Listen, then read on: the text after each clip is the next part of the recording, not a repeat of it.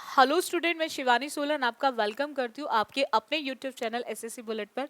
आज हम इस सेशन के अंदर बच्चों कुछ सिनोनिम्स की क्वेश्चंस करने वाले हैं। बहुत ही इंपॉर्टेंट सेशन है सिनोनिम्स का।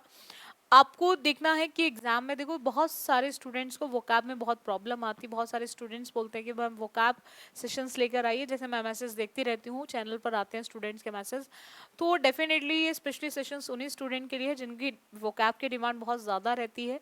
आज हम प्रीवियस क्वेश्चन ही करेंगे। प्रीवियस क्वेश्चन मैं इसलिए कराती हूँ आपके, क्योंकि आप जिस एग्जाम की तैयारी कर रहे हो वहाँ पे प्रीवियस का बहुत ही बड़ा रोल है, ठीक है। क्योंकि क्वेश्चंस बहुत रिपीट होते हैं, वोकैब वर्ड्स भी रिपीट होते हैं, तो इसलिए मैं आपको ज्यादा से ज्यादा प्रीवियस क्वेश्चंस कराने की कोशिश करती हूँ। अब फर्स्ट वर्ड आते हैं हमारा जो दे रखा है क्वेश्चन, जॉवियल। देखो, हर हर टीचर का एक अलग ट्रिक होता है वोकैब लर्न कराने का। मेरा ट्रिक है सिंपल सा, जो हमारे आसपास की चीज़ें उससे कनेक्ट करो और याद करो। जॉवियल, हम जॉनी लीवर को बचपन से देख रहे हैं। जॉनी लीवर का एक ही काम है, कॉमेडी करना, हमें हंसाना, ठीक है। तो जॉवियल को आप याद रखेंगे जॉनी लीवर से। जॉनी लीवर का काम है जो हमें हंसाने का काम करते हैं, दैट इज चीयरफुल। हमें खुश रखते हैं, हमेशा चीयर रखते हैं, खुश रखते हैं, हैप्पी रखते हैं, ठीक है। तो वहां पर हैप्पी की जब बात की जाएगी तो हैप्पी का मतलब जजमेंटल नहीं होगा, हैप्पी का मतलब जेलस नहीं होगा। जजमेंटल होता है जिनको आदत होती है दूसरों को जज करने की, ठीक है। कोई भी पर्सन कुछ भी बात करे जज करने बैठ जाते हैं, तो जजमेंटल टाइप ऑफ पर्सन होते हैं। जेलस जो आप लोगों में बिल्कुल नहीं होगी, एक दूसरे को लेकर होनी भी नहीं चाहिए, दैट इज ईर्ष्या, ठीक है। हेट, लोगों जो एक दूसरे से नफरत करते हैं। एंड अगर मैं बात करूं जेरिंग की, तो जेरिंग का मतलब होता है उपहास, किसी भी चीज का रखना, ठीक है, इसको उपहास बोलते हैं। और अगर मैं बात करूं यहाँ पर जॉय की, तो जॉय का मतलब होता है खुशी। तो जॉनी लीवर हमें क्या देते हैं, खुशी देने का काम करते हैं। तो यहीं से जॉय से आप याद रखेंगे, first option will be the correct answer option. ये क्वेश्चन आपके सीएचएसएल का है जो 18/3/2020 में पूछा गया है। नेक्स्ट आते हैं, चूजी। हमें ज्यादा चूजी नहीं होना चाहिए, कुछ चीजों में होना चाहिए, बट मैक्सिमम चीजों में चूजी नहीं होना चाहिए। चूजी मतलब मेरी ये चॉइस है, मैं इससे बाहर नहीं जा सकता या मैं इससे बाहर नहीं जा सकती। यानी कि जो चीज आपके दायरे के अंदर है, जो चीज आपने बस यहाँ तक है, लिमिट है। और ऐसी चीजों में हम क्या हो जाते हैं, चूजी। और चूजी वही होते हैं जहां हमने सिलेक्शन कर रखा है, हम इससे बाहर नहीं जाएंगे, दैट इज सेलेक्टिव। प्रोडक्टिव होता है जो चीज आपको कुछ फ्रूटफुल टाइप हो, जो प्रोडक्शन दे, जो आपके लिए लाभकारी हो, यूजफुल हो। एंड फ्रैंक, जैसे आप देखा होगा दो तरह के लोग होते हैं, एक होते हैं क्रेजी और एक होता है फ्रैंक। क्रेजी होते हैं जो बिना सोचे समझे कुछ भी बोल देते हैं, और फ्रैंक वो होते हैं जो स्ट्रेट फॉरवर्ड टाइप के पर्सन होते हैं। बोलते हैं ना, to be frank but don't try to be crazy. Frank बनो बट क्रेजी मत बनो। क्रेजी होता है जो बिना सोचे समझे कुछ भी बोलते थे, बोलते आर यू क्रेजी, क्रेजी हो तुम, मतलब कुछ भी सोचे समझे बिना ही बोलना शुरू कर देते हो। फ्रैंक वो होते हैं जो ऑनेस्ट एंड स्ट्रेट फॉरवर्ड होते हैं, बिल्कुल जो है मुंह पे बोलना, ठीक है। और ट्रिकी समझते हो ना, जैसे मैथ्स बड़ा ही ट्रिकी सब्जेक्ट है, ट्रिक्स ट्रिक्स ट्रिक्स चलती रहती हैं उसके अंदर, ठीक है। तो यहाँ पर चूजी का आंसर ऑप्शन क्या होगा, 4, दैट इज सेलेक्टिव। ये भी सीएचएसएल का ही क्वेश्चन है 18/3/2020 का। नेक्स्ट आते हैं, किट। किट समझते हो ना, आप जैसे वो लेने जाते होंगे जैसे स्कूटी, एक्टिवा, बाइक, तो उसके अंदर एक टूल किट मिलती है। तो इसको टूल किट से याद रखेंगे, टूल किट मिलती है ना, तो ये वही टूल किट से याद रखेंगे। टूल किट से आप याद रखेंगे किट को। तो किट मतलब होता है किसी भी चीज का इक्विपमेंट, ठीक है। किसी भी चीज का क्या होता है, इक्विपमेंट होता है। इंफॉर्मेशन समझते हो, जो सूचनाएं आपको दी जाती हैं आपके आसपास के एरिया की। एलिमेंट्स, ये आपने कभी पढ़ा होगा फिजिक्स केमिस्ट्री में, पार्टिकल, छोटे छोटे जो कण होते हैं। तो इसका आंसर ऑप्शन क्या आएगा, इक्विपमेंट आएगा, ठीक है। चलेगा, अगेन सीएचएसएल का क्वेश्चन 18/3/2020 का। नेक्स्ट आते हैं, अगर हम बात करें यहाँ पर एनोइंग, समझते हो ना। एनोइंग वो लोग होते हैं जो दूसरों को परेशान करने का काम करते हैं। इसे एनोय से याद रखना, एनोय वर्ड से याद रखना। बोलते हैं इसका नेचर बड़ा ही एनोइंग है, जो दूसरों को परेशान करते हैं। और दूसरों को परेशान करने वाला पर्सन हमेशा दूसरों को क्या करेगा, दूसरों को परेशान करने वाला पर्सन हमेशा क्या करेगा बच्चों, देखिएगा। जिन लोगों का काम होता है दूसरों को परेशान करना, ठीक है, तो उसके जो पर्सन होते हैं उनका काम होता है दूसरों को परेशान करना, तो ऐसे लोग कभी भी दूसरों का भला नहीं कर सकते।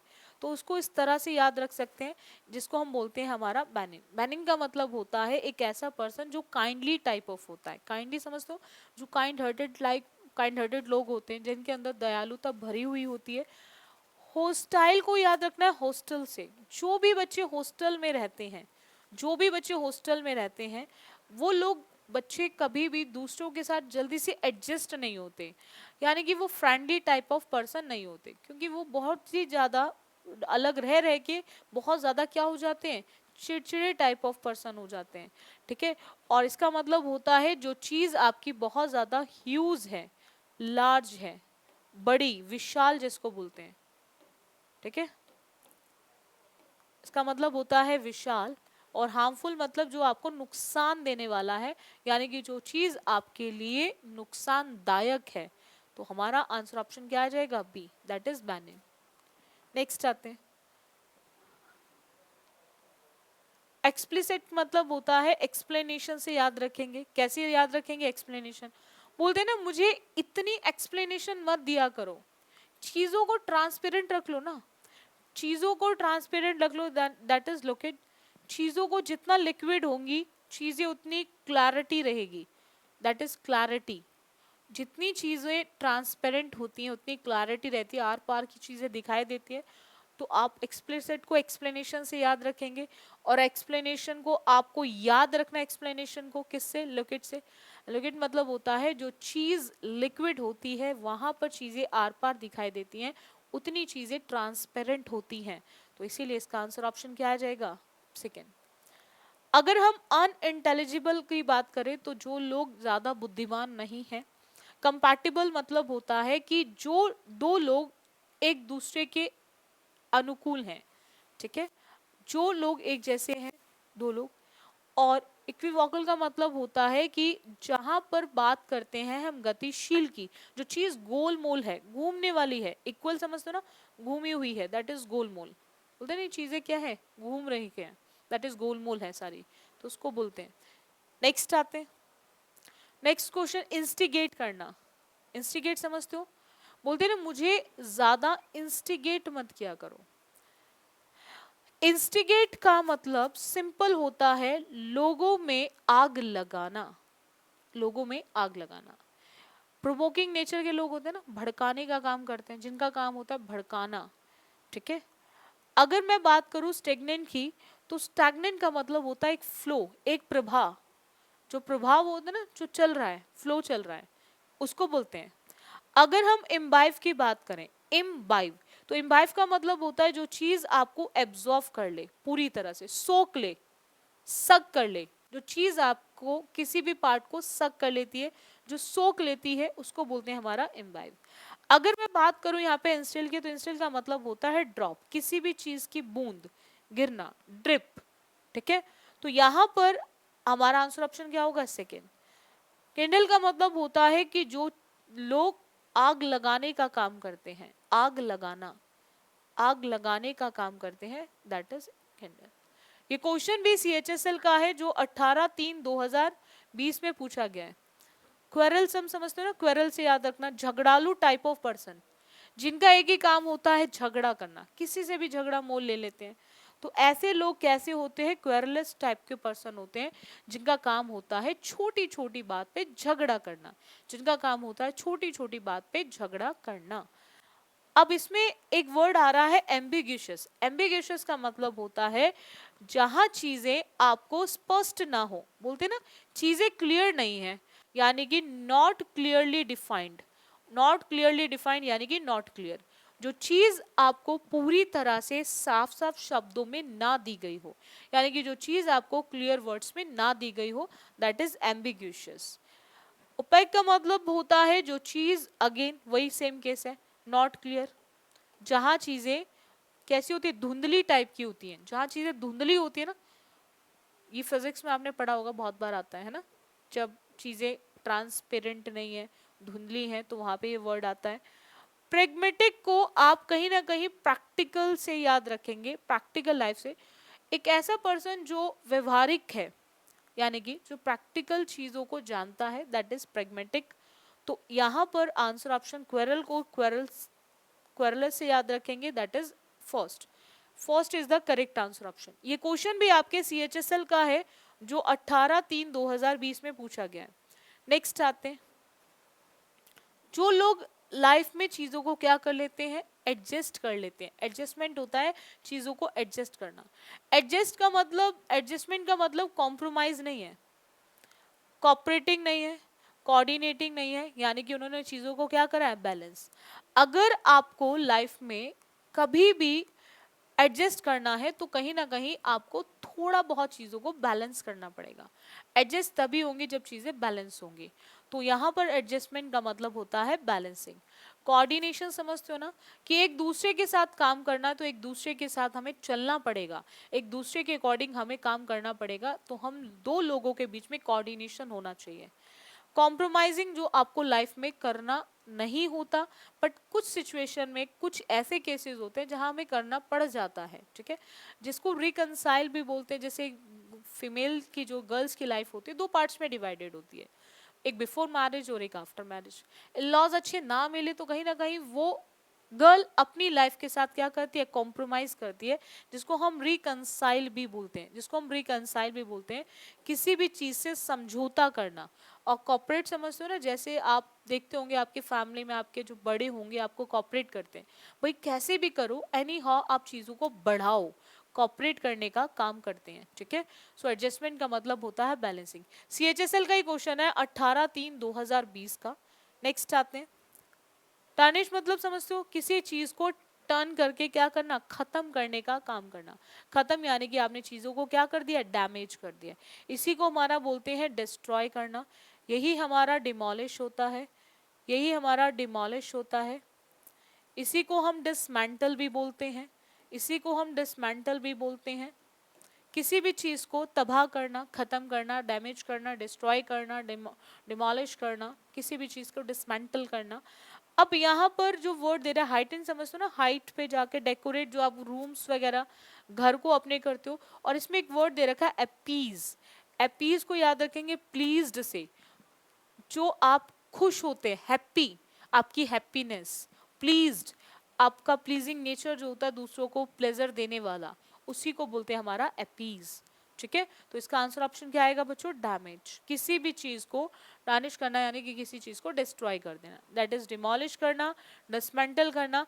अगेन ये CHSL का ही क्वेश्चन है 18/3/2020 का, 18/3/2020 का। नेक्स्ट क्वेश्चन आते हैं, प्लेजेंट। अभी हमने पढ़ा ना वर्ड प्लेजेंट, आगे प्लेजेंट। प्लेजेंट मतलब जो आपको खुशी दे, तो जो आपको खुशी दे, तो ऐसी चीजें टायर आपको थकाने का काम थकाएंगी। टेडिस यानी कि वही थकाऊ टाइप की होती है, जो थकाऊ टाइप की चीजें होती हैं, बोरिंग टाइप की चीजें, ये मतलब इसका मतलब बोरिंग होता है, जो आपको बोर्ड करे, मतलब जो आपको क्या करे, बोर कर दे। और एग्जस्परेटिंग का मतलब भी बोर्ड ही होता है, जो आपको बोर करने का काम करती हैं, ठीक है। तो ये सब आपके क्या है, थकाऊ है। और जो आपको खुशी देते हैं, खुशी तभी मिलेगी आपको जब आप बहुत अच्छा सा महसूस करेंगे, ताजा ताजा सा महसूस करेंगे, दैट इज रिफ्रेशिंग, ठीक है। रिक्रिएशन, रिफ्रेशमेंट, तो ये सब प्लेजेंट का ही है। इसका एक एंटोनियम आता है जेडिड करके ना, जेडिड वर्ड जब भी आप देखो तो हमेशा जावेद अख्तर को ध्यान रखो। जावेद अख्तर क्या हो चुके हैं, थक चुके हैं लाइफ में, एग्जॉस्टेड हो गए हैं लिख लिख के, मतलब इस तरह से याद करने का, किसी पर्टिकुलर पर्सन की बात नहीं करें यहाँ पे, मतलब जब एज हो जाती है किसी काम को करते करते, तो उससे से कनेक्ट करके याद रख सकते हो आप। तो जब कोई चीज कर करके आप थक जाते हो, एग्जॉस्टेड हो जाते हो, टायर्ड हो जाते हो, टायरसम हो जाते हो, एग्जस्पिरेटिंग हो जाते हो, टेडियस हो जाते हो, तो दैट इज थकाऊ, बोर्ड, ठीक है। तो जो चीज आपको थकाती नहीं है, कैसा फील कराती है, रिन्यूअल फील कराती है, रिक्रिएशन कराती है, रिफ्रेश फील कराती है, तो प्लेजेंट फील कराती है, तो प्लेजेंट का मतलब होता है रिफ्रेशिंग। बोलो इतना क्लियर हुआ पॉइंट। ये क्वेश्चन भी आपके CHSL का है 19/3/2020 का। आप बच्चे ध्यान रखेंगे, जब भी आप बच्चे वोकाब को याद करें तो उससे कनेक्ट कुछ अदर वर्ड्स को भी याद करते चला करो। मैं हमेशा आपको एक वर्ड से कई सारे वर्ड्स को याद कराने की कोशिश करती हूँ और आई होप आपको वर्ड्स याद भी हो रहे होंगे। ऐसा नहीं है आपको वर्ड्स याद नहीं हो रहे, याद भी हो रहे होंगे। और कोशिश करो मैक्सिमम से मैक्सिमम चीज़ों को कवर करने की। ये साल बड़ा ही गोल्डन ईयर है, बैक टू बैक एग्जाम्स है आपके, तो जितना हो सके उतना ज़्यादा से ज़्यादा लग के तैयारी कर लो। देखो बैक टू बैक एग्जाम क्यों हो रहे हैं उसका रीज़न छोड़ो, बस सिर्फ और सिर्फ अपनी नौकरी पे फोकस करो। नौकरी मिल रही है ना, और वो भी गवर्नमेंट एक अच्छी जॉब मिल रही है, तो उससे बेस्ट आपके लिए कुछ भी नहीं हो सकता। आपका ड्रीम जो है वो आपका सच होने वाला है, ड्रीम कम ट्रू। तो ड्रीम कम ट्रू अगर वाला केस है तो उससे अच्छी बात क्या हो सकती है आपके लिए। लग के तैयारी करो, अच्छे से तैयारी करो, जितना अच्छे से तैयारी करोगे उतना आपके लिए बेस्ट होगा। ठीक है। और दूसरा, जिन स्टूडेंट्स ने अभी तक एसएससी बुलेट चैनल को सब्सक्राइब नहीं किया है तो आप बच्चे एसएससी बुलेट चैनल को सब्सक्राइब जरूर कर ले, क्योंकि बच्चों क्या है, आपके बैक टू बैक एग्जाम्स है और हर तरह की सीरीज चल रही है, आपकी वोकाबुलरी सीरीज भी चल रही है। इसके अलावा आपका प्रैक्टिस पार्ट चल रहा है, spot the error, improvement, voice narration, fillers भी चल रहे हैं, क्लोज टेस्ट भी चल रहे हैं।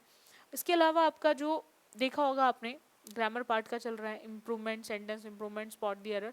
तो हर तरह की चीज़ें आपको कराई जा रही हैं, तो आपको हर क्लास का नोटिफिकेशन मिल सके ताकि आपको बार बार मैसेज डालने की ज़रूरत ना पड़े। तो आप बच्चे थोड़ा सा चैनल को सब्सक्राइब कर लें, ठीक है, जिन्होंने अभी तक नहीं करा है।